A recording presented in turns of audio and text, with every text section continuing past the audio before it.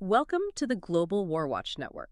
Poland just dropped, what, $6.5 billion on 180 K2 Black Panther tanks from South Korea. Why is Warsaw racing to build a stronger armored force? Is this about deterrence or maybe preparation for something bigger? Let's wade into the deal. Today, we're looking at more than just a massive defense purchase. It feels like a strategic pivot that could really reshape things in Europe.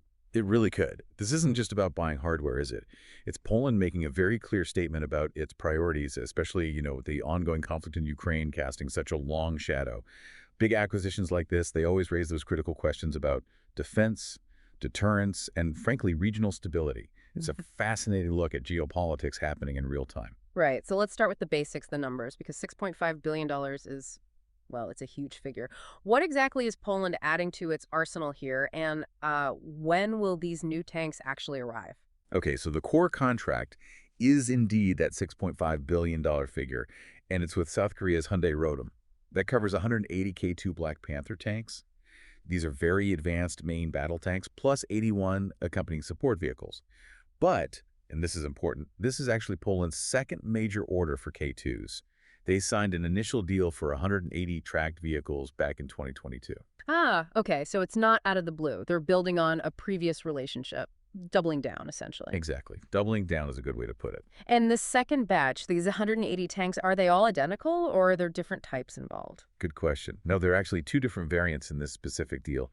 You've got 116 K2GF tanks. Think of those as the sort of standard high-performance model built entirely in South Korea relatively quickly. But then there are 64 K2PL variant vehicles, and this is where it gets really interesting for Poland's own capabilities. K2PL, what's different about those? Well, the first three will be made in South Korea, kind of get things rolling, but the other 61 K2PLs, they're set to be manufactured in Poland. Ah, so domestic production. That sounds like a really big deal for Polish industry. More than just buying tanks, it's about building them. Absolutely. That's a huge element here. It's not just an add-on, it's central to the agreement. WarWatch, which is part of the state-owned PGZ group, they'll be handling the Polish production line for those 61 tanks. And the timeline they've set is, well, it's pretty ambitious. Production starts in 2026, aiming for full-scale output between 2028 and 2030. 2026 start? Wow, that's soon for setting up something so complex. It is. And there's more. These Polish-built K2PLs are expected to be, quote, better equipped than the current K2s. So tailored upgrades. It's not just assembly. It's co-development, essentially. Okay, that signals serious commitment. You mentioned high-level officials at the signing, too. Yes, the signing ceremony in Gluice was quite significant. You had Poland's Deputy Prime Minister and Defense Minister, Władysław Kosiniak-Kamysz, alongside his South Korean counterpart, An Joabak. Their presence really underscored the strategic importance both countries are placing on this partnership. It's more than just a sale. Right. So let's zoom out a bit. Why this huge investment now? And why specifically South Korea? I mean, Poland has NATO allies, established defense partners. Why look east for its main battle tank? The context is impossible to ignore. It's Russia's invasion of Ukraine. That event fundamentally shifted Poland's defense calculations. Yeah. This deal is a direct consequence, an acceleration of Poland's plans to seriously beef up its tank fleet, and fast. Poland clearly feels an urgent need to bolster its armored capabilities for, both national defense and deterrence on NATO's eastern flank. They're right there on the front line, essentially. The urgency makes sense, but the South Korea connection, what makes them the partner of choice over, say, German or American options? It seems to come down to a couple of key advantages South Korea offers right now. First, sheer production capacity. South Korea's defense industry can build high-quality equipment at scale and, crucially, deliver it relatively quickly compared to some Western alternatives which might have longer waiting lists or slower production ramps.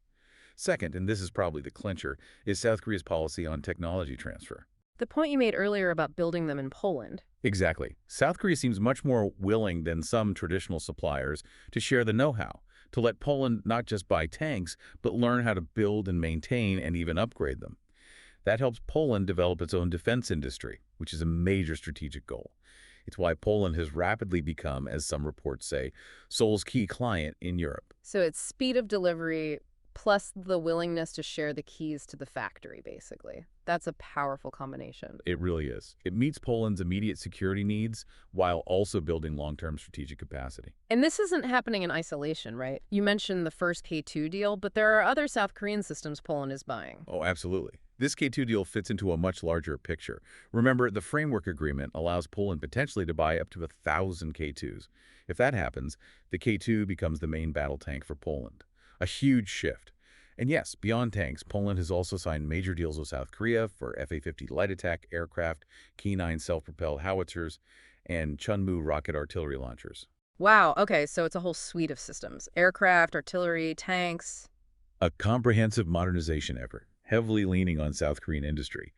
It's also interesting that the current government under Donald Tusk, despite some reported tough negotiations over financing inherited from the previous administration, ultimately pushed these deals forward. That signals a pretty strong cross-party consensus in Poland about the strategic necessity of this rapid military buildup and this partnership with Seoul. So looking down the road, what does this all mean for Poland strategically? Making the K2 potentially their main tank, building this deep relationship with South Korea. What are the big implications and the challenges? Well, the implications are pretty significant. First, obviously, it boosts Poland's defense capabilities enormously. A larger, more modern tank fleet enhances their security and their influence within NATO, especially in Eastern Europe. A stronger Poland makes NATO's eastern flank more credible. Second, there are those economic and industrial upsides we talked about. Tech transfer, domestic production that means jobs, skills development, and greater self-sufficiency in the long run. But it can't be all smooth sailing. Integrating potentially hundreds, maybe 1,000 new tanks from a non-traditional supplier. That sounds complicated. Oh, definitely. The challenges are substantial. You've got huge logistical hurdles, establishing supply chains for spare parts, setting up maintenance infrastructure, all that. Then there's the massive training requirement. Crews, mechanics, commanders all need to learn a completely new system. And crucially, ensuring these K2s integrate seamlessly with Poland's existing forces and importantly with other NATO systems. Interoperability is key. So it's a balancing act, getting the tanks quickly versus the work needed to actually absorb them effectively. Precisely. It highlights that Poland is prioritizing the speed of acquisition and the technology transfer offered by South Korea, perhaps over the potentially slower process of sourcing solely from NATO allies or developing purely domestic solutions. The urgency driven by Ukraine seems paramount. It really underscores how quickly alliances and defense strategies are shifting in response to global events. When you look at this whole Poland-South Korea defense partnership taking shape, what strikes you as the most, I don't know, pivotal or maybe unexpected element? For me, it's the sheer boldness of Poland's move away from traditional defense partners for such a core capability like main battle tanks. It signals a willingness to forge new paths to meet urgent security needs. And it raises a really big question for the future. Are we going to see more nations looking for rapid modernization and substantial tech transfer turned to partners like South Korea? And what does that mean for the established global defense market and maybe even for the dynamics within alliances like NATO? It's definitely shaking things up. Yeah, lots to think about there as these global dynamics keep shifting. Hopefully, this discussion has helped make sense of this really significant Polish-South Korean deal. Thank you for joining us today for this look at Poland's K2 tank acquisition. We really appreciate your time and joining the conversation. If you found this useful, please do consider liking, sharing, and subscribing to the Global WarWatch Network. Your support is what allows us to keep producing these analyses, and we genuinely love to hear your perspective too. Drop your thoughts in the comment section below. You can also join the conversation on social media. All the links are down there in the description. Until next time, stay informed.